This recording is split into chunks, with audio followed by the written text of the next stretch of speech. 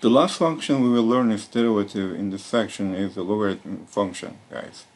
We learned right how to take the derivative of the exponential function.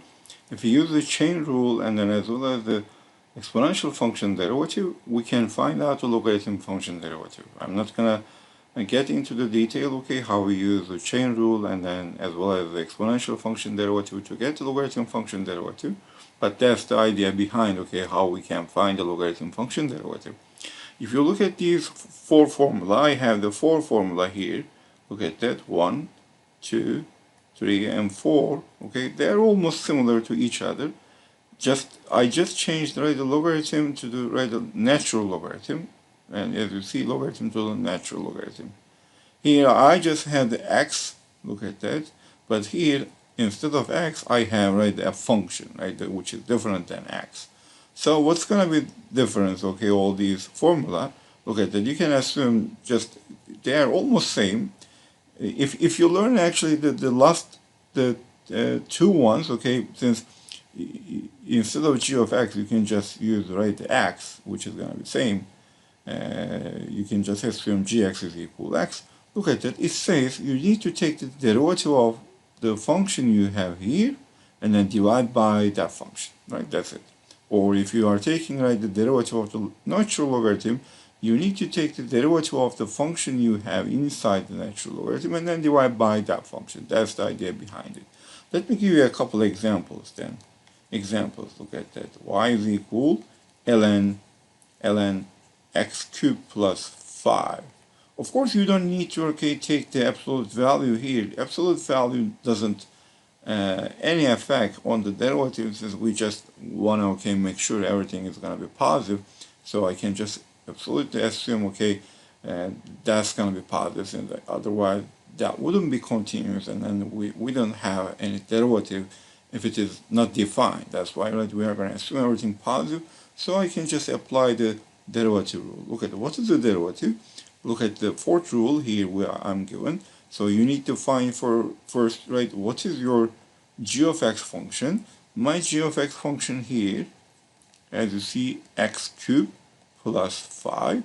That is why you need to take its derivative, right? This is going to be 3x squared plus 5.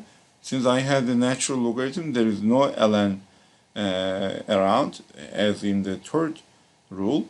But I need to put that function to the bottom. Okay, that's going to be my derivative. Maybe we can solve another example, guys. Another example. Y is equal ln 3x plus 5 times x squared plus 3. Look at that. This is the product rule, right? I need to use the product rule as well as all other rules I need, like the power rule and then as well as logarithm function derivative. This is my first function, that's why I need to take its derivative. So I'm going to apply the logarithm function derivative to the first one, which is going to be the 3 over 3x plus 5, since my function here, g function, is equal 3x plus y. I need to take its derivative, which is 3, and then I need to put that one into the bottom. Then I need to multiply by the second function. I'm going to keep as it is. In the second part, what I will do, I'm just going to keep the first function same, and then I'm going to take its derivative, the second function derivative, which is going to be 2x. As you see, that's going to be my derivative of this function. Maybe one another example.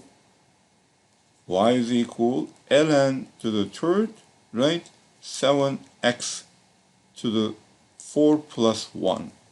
As you see here, I have a different thing, which is the exponent of this function. So you can take this function as a composite function. That is why first you need to apply the chain rule. This is the outside function, guys. Outside function.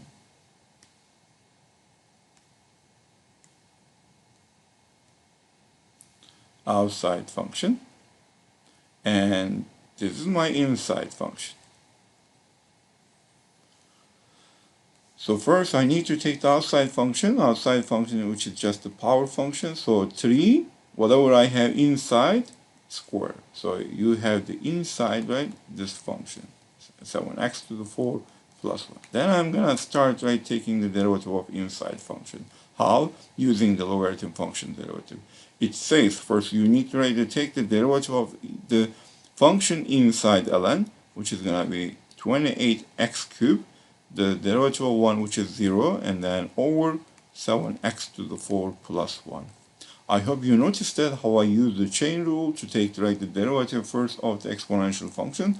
Then I went away with the derivative of ln function to complete my derivative of this logarithm function. That's all, guys. So we can start solving a couple real-world examples, okay, to see how I applied logarithm function derivative to the real-world application. Let's look at the second example. This function represents the power to level, okay, of the persons which they're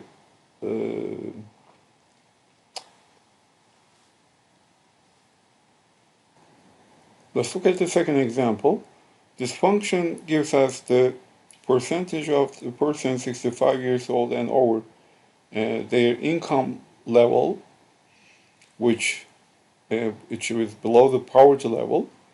So if you look at this function, since we have the negative term here, right, it shows us that in time it declines. So if we want to calculate, right, what is the percentage of the poverty level in 1970, starting at the 1965, since this is this model created at that time, right? We can just put the t is equal 5 value into the function, but if you like to figure out what is the decline rate at this year, we need to take its derivative. If you take its derivative, as you see, the derivative of this part is going to be 0, and then you have the ln t, which its derivative is going to be 1 over t. So if you would like to figure out what is the decline rate at 1970, you need to just put here right below 5. So decline rate is going to be 1.158 at that year. And then 20 years later, look at that. The poverty level, that declined a lot, and then the decline rate decreased. And then also look at that, if you apply the same idea at 24 years later, still it is declining, the poverty level declining, and then declining rate is also decreasing. So that means actually poverty level will go 0 in time. We don't know what it is. You can just calculate, using this equation. Also, you can just ask, okay, what is going to be the rate, maybe the declining rate at 2050.